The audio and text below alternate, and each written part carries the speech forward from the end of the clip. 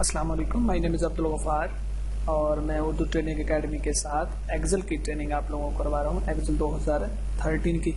तो आज के लेक्चर में हम पढ़ेंगे फार्मूला, जो टैब हमारी चल रही है उसी को हम मज़ीद डिस्कस करेंगे। तो आज का हमारा जो टॉपिक है वो है फार्मूला टैब। तो अपने टॉपिक पे जाने के लिए एक्सेल हम ओपन करते हैं। एक्सेल के अंदर आज हमने जिस चीज़ को डिस्कस करना है वो है लॉजिकल फंक्शंस।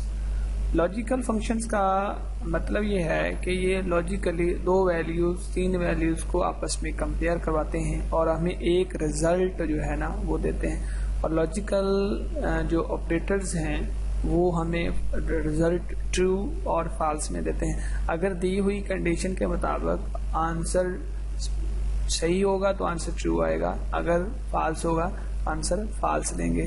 तो हम आउटपुट को अपनी मर्जी के मुताबिक भी मॉडिफाई कर सकते हैं। तो इसके अंदर हमारे पास बेसिकली एंड लॉजिकल ऑपरेटर्स में तीन मुख्तलिफ फंक्शन जो मेन हमारे हैं। एक एंड ऑपरेटर है, नॉट है और है, इफ है, ये भी हम बात यूज करेंगे। तो मैंने एक छोटा सा टेबल बनाया स्टूडेंट रिकॉर्ड्स के नाम से, जिसके अंदर roll number, name, marks, average मैंने ली हुई है। स्टेटस में मतलब मैं पास या फेल का देखना चाहता हूँ लॉजिकल ऑपरेटर्स के थ्रू। तो मैं एक फार्मूला लगा, सबसे पहले मैं एंड ऑपरेटर यूज करता हूँ। इफ एंड मैं कहता हूँ ये वाली वैल्यू ग्रेटर देन हो 90,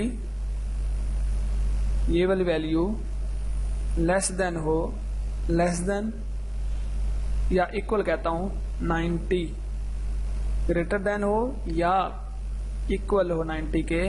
तो इसकी आउटपुट जो है वो पास आनी चाहिए। अब स्टूडेंट एक बात यहाँ पर ज्यादा तवज्जो की हामिल वो ये है कि आपने ये देखना है कि दो कंडीशन हमने लगाई हैं कि हमने कहा है कि H6 में जो वैल्यू हुआ है या तो वो ग्रेटर देन हो 90 से बड़ी हो तब, और आपकी 90 के इक्वल हो तब आपका जो आंसर आएगा वो ट्रू यानी पास आएगा। एंड ऑपरेटर की ये बात ध्यान में रखें कि जब आपकी दोनों कंडीशंस ट्रू होंगी तब आपका आंसर ट्रू होगा। अदरवाइज आपकी ये दो कंडीशन हमने लगाई हैं कि ये वैल्यू ग्रेटर देन हो या इक्वल हो, तो ये दो कंडीशंस हैं। तो उसने अब यहाँ पर कोई उसने वैल्यू नहीं दी, हमने ये वाला था यहाँ से थोड़ा सा गलत कर दिया। यहाँ से हम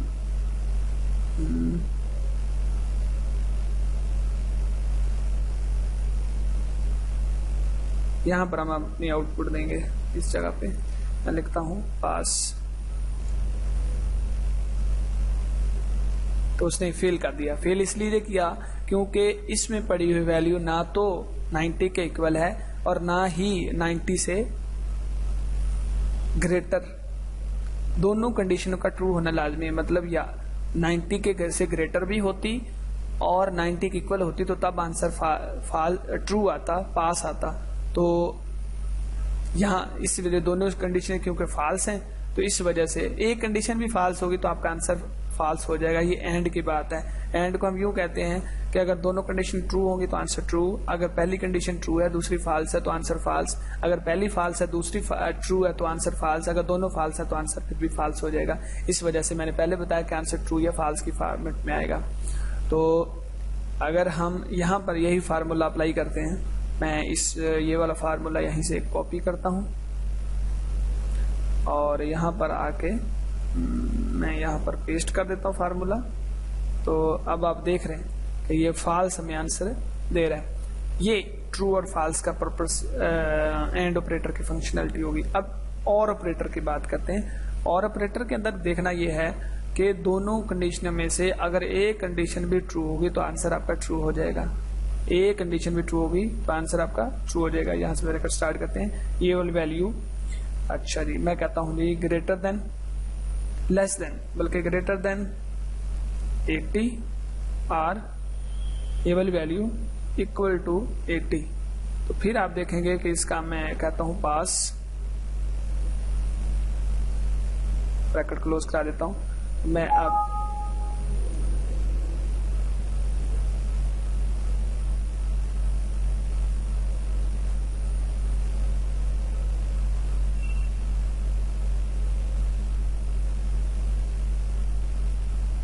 तो ये देखें पास हो गया, क्योंकि इसके अंदर एक कंडीशन ट्रू थी।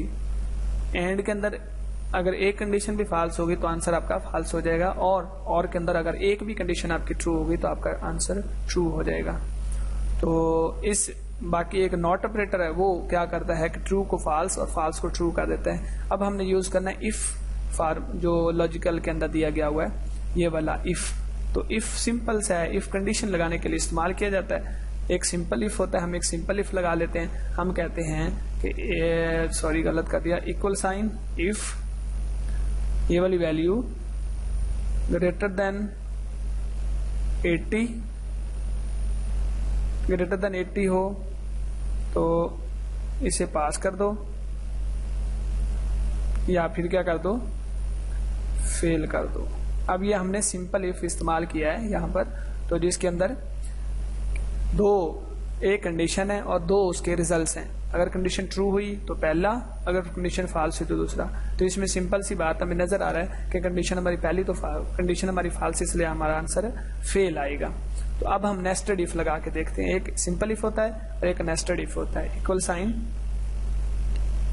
इफ ये वाली वैल्यू ग्रेटर देन हो 90 के, तो इसे दे दो, सॉरी इसे ए पास कर दो। इफ ये वाली वैल्यू अगर 90 से ज्यादा हो, अगर लेस देन 90 हो तो उसे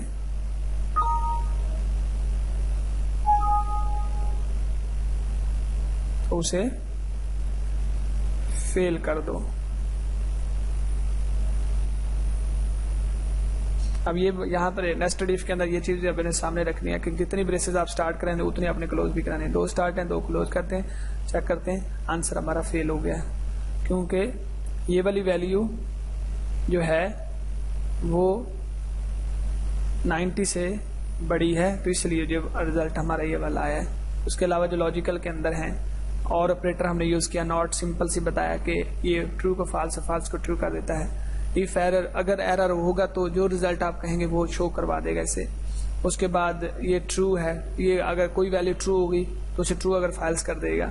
एक्स और में बिल्कुल ऑपोजिट, और ऑपरेटर का ऑपोजिट है, तो और ऑपरेटर के अंदर एक कंडीशन भी ट्रू होगी तो ट्रू कर देता है। तो एंड तो एक्स और के अंदर अगर एक कंडीशन भी ट्रू होगी तो उसे फॉल्स कर देगा। ये ऑपोजिट टू और ऑपरेटर है। इस वीडियो में सिर्फ इतना ही। नेक्स्ट वीडियो में इंशाल्लाह हम मोर फंक्शंस को डिस्कस करेंगे। थैंक्स।